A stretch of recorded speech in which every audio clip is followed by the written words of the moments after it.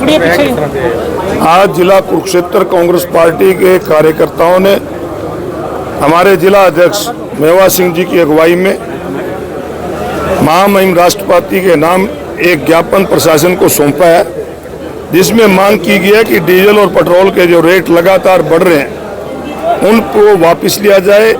जनता की वो महंगाई की मार पहले झेल रही है, उसको राहत दी जाए। इसके साथ साथ जो हरियाणा प्रदेश के युवाओं के साथ बेइंसाफी हो रही है, ये सरकार हरियाणा प्रदेश के युवाओं को रोजगार देना नहीं चाहती। पहले तो फेल कर देते हैं और बाद में एचकेआरएम में उन्हीं लोगों को लगा देते हैं ताकि पक्की नौकरी ना देनी पड़े। और बाहर के युवाओं को इंटरव्यू में जितने मैक्सिमम नंबर हैं उससे भी ज़्यादा देकर उनको रोजगार दिया जा रहा है। इसकी हाई कोर्ट के सिटिंग जज से अगर इंक्वायरी होगी तो निश्चित रूप से जो जिस प्रकार के ये हालात देखने को मिल रहे हैं, ये पेपर पहले लीक करके प्रदेश के दूसरे युवाओं को बेच दिया जाता है और उनको फिर यहाँ पर नौकरी दे दी जाती है, क्योंकि हरियाणा प्रदेश का पब्लिक सर्विस कमीशन का जो चेयरमैन है वो भी बाहर से लगाया हुआ है। इसलिए इसमें पूरी तरह से भ्रष्टाचार की बू आ रही है। इसकी हाईकोर्ट के सिटिंग जज से इंक्वायरी हो और जिस प्रकार नीट का पेपर 22 लाख युवाओं को के साथ खिलवाड़ हुआ है, इसकी भी सीबीआई जांच तो कर रही है, परंतु आगे से ऐसी घटना ना घटे इस प्रकार के सरकार लोगों को आश्वासन दे।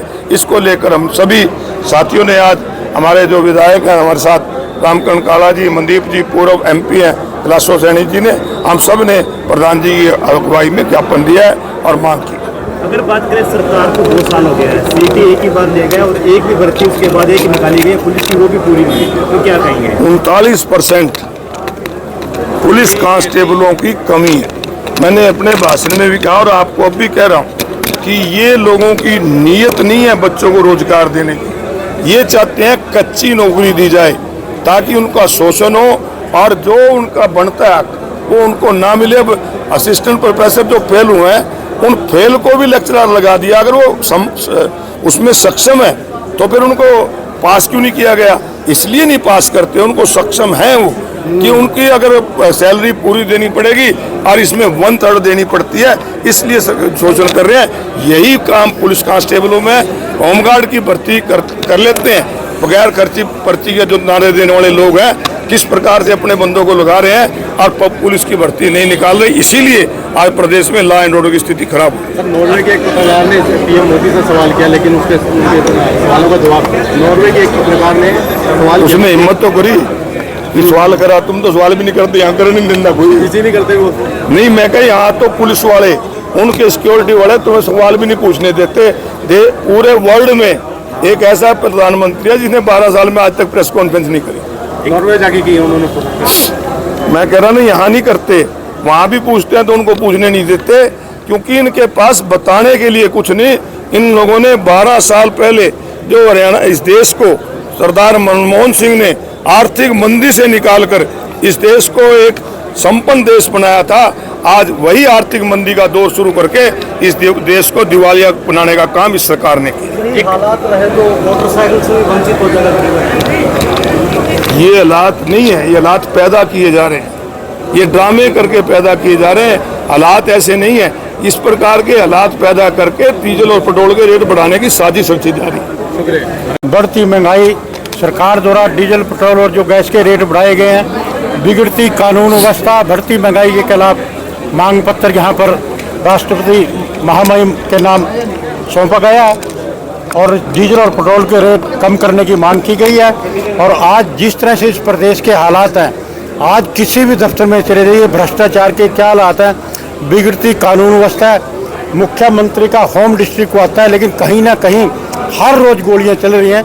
और ख़ास तौर पे मुख्यमंत्री के हल्के में लाडवा में एक भी महीना ऐसा नहीं जाता 2-3 बार गोलियां ना चलती हों। बिगड़ती कानून व्यवस्था के खिलाफ आज प्रदेश का हर नागरिक चिंतित है। अभी पिछले 4 दिन से लगातार करनाल में गोलियां चल रही हैं, कल शाहबाद में गोलियां चली हैं। इन सब मुद्दों को लेकर आज ये मांग पत्र सौंपा गया और प्रशासन से मांग की गई कि बढ़ती महंगाई को कम किया जाए, इस प्रदेश की जनता को राहत दिलाई जाए। और दूसरा, जो बिगड़ती कानून व्यवस्था हर दफ्तर में आती रही है, हर दफ्तर में भ्रष्टाचार है, बगैर पैसे के कहीं कोई काम नहीं हो रहा।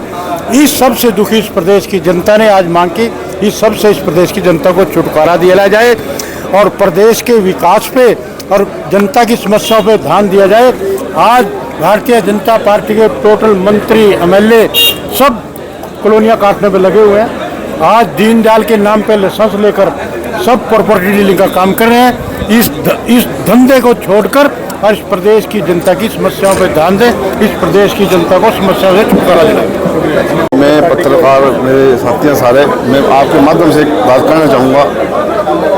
आज महामारी को ज्ञापन सौंपा, आज देख रहे हर जगह थाने में तो सफाई नहीं आ, स्कूल में टीचर नहीं आ, अस्पताल में डॉक्टर नहीं आ, और भाई सफाई कर्मचारी नहीं आ, कोई भी मतलब पक्का नहीं है। सफाई कर्मचारी एक सबसे ज़्यादा काम करते हैं और आज सफाई कर्मचारी नहीं है उनके पास।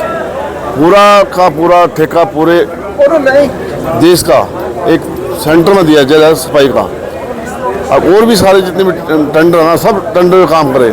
आज जनता के इतने बुरा हालत रहे, एस्टिमेट बन जाएंगे, सब कुछ बन जाएंगे, पर कोई काम नहीं रहा। मैं ये कहूँगा आज सरकार बिल्कुल कोई ध्यान नहीं दे रही, ना किसान पर ध्यान दे रही, ना जिम्मेदार पर, मतलब ना हमारे मजदूर पर, ना दुकानदार व्यापारी पर।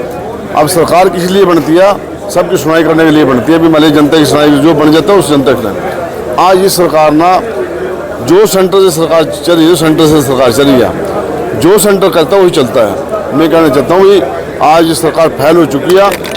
मैं आपके माध्यम से कहना चाहूँगा, मैं कांग्रेस के जो राहुल गांधी है, एक कल्ला ही लड़ाई लड़ रहा है, पूरे देश के अंदर कल्ला लड़ाई लड़ रहा है, पूरी जनता की लड़ाई लड़ रहा है, हर वर्ग की लड़ाई लड़ रहा है। कांग्रेस जो पार्टी हमारी कार्यकर्ता जितने भी हैं, जो भी हमारे जिले वाइज आज धरना प्रदर्शन किया गया, तो यह जो राहुल गांधी ने जो ड्यूटी लगाई है, और हम उसके खड़े उतरेंगे उस पर, और जैसे वो लड़ाई लड़ेगा हम उसके साथ खड़े हैं, ताकि बीजेपी को यहाँ तक भगाना जरूरी है। क्योंकि बहुत कुछ देख लिया अपना, आज किसी की नहीं आया। आप देख ही रहे, आप भी पत्रकारों की भी नहीं आई, आप भी बहुत धक्के दे खड़े भी, चलो क्या करें, सरकार है अरे तो कोई काम करने की जिल थोड़ी है। पता किसी ने भी सरकार है पर कोई किसी ने पता, जितने भी नहीं पता सरकार बन रही है नहीं बन रही है, नहीं सुनाई अरे सरकार का तो नहीं पता अभी सरकार बन रही है, फटाफट काम हो रही है, युवा को नौकरी मिल रही, भाई पब्लिक की जनता है काम हो रहा है, कहीं भी कुछ नहीं है। बस सिर्फ दफ्तर में बैठा काम है इनका, अपने मंत्री वहाँ बैठे। मैं कहना नहीं चाहता, इतना बुरा हाल है। कोई सड़कों का मतलब इतनी एक टेंडर सड़क में ठेकेदार को टेंडर देगा, 5-5 सड़कें टेंडर देगा, और ठेकेदार टेंडर उठा रहा, उसके 2 बार कैंसिल कर दिए अधिकारियों ना, वो अधिकारियों कैंसिल करने के बाद फिर भी उसको बार-बार टेंडर दिया जा रहा है, फिर भी उसको बार-बार दिया जा रहा है। मैं उसके बाद में मंत्री से मिलूँगा कल, और मैं मंत्री से कहूँगा भी ये ऐसे काम होने लगे भी, उसी से बार-बार उसको कैंसिल करके और उसको दोबारा दिया। 4 साल है उसको बार-बार टेंडर दिए। मेरे पास मुँह जबानी सड़कें याद है मेरे, तो मैं उनको मंत्री से मिलूँ एक बार, मैं भी क्या चाह रहा है, क्यों नहीं बात रही हो, तो मैं बहुत जनता दुख किया। एक खड्डा भी नहीं भर सकते, एक लुक्का ड्रम नहीं है, पिप्पा नहीं है अधिकारियों पे। एक मैं पहले बता दूँ, जो शुरू में बहुत साल पहले ना मिर्चा की बुल्ली हो रही थी, और मिर्चा को डेढ़ जलाते थे, छोटी डेढ़ जलाते थे, वो बुल्ली हो रही थी उसकी। मैंने एकदम देखा रेक्टोस में पिप्पा लुक्का 5 किलो क्विंटल बजरी, जेई की 10 क्विंटल बजरी, एडियो की 5 पिप्पे लुक्के, 1 ड्राम एक्सल का 20 क्विंटल बजरी। ये हाल सरकार का, ये तोल का तो माल दे रही, क्या अधिकारी कराएंगे? अधिकारी भी दुखी हैं बेचारे। मैं तो धन्यवाद करूँगा अधिकारियों का, बेचारे फिर भी अपना टाइम काट रहे तो इस सरकार में, तो नहीं तो कदम नौकरी छोड़कर जाना चाहिए अधिकारियों को। धन्यवाद।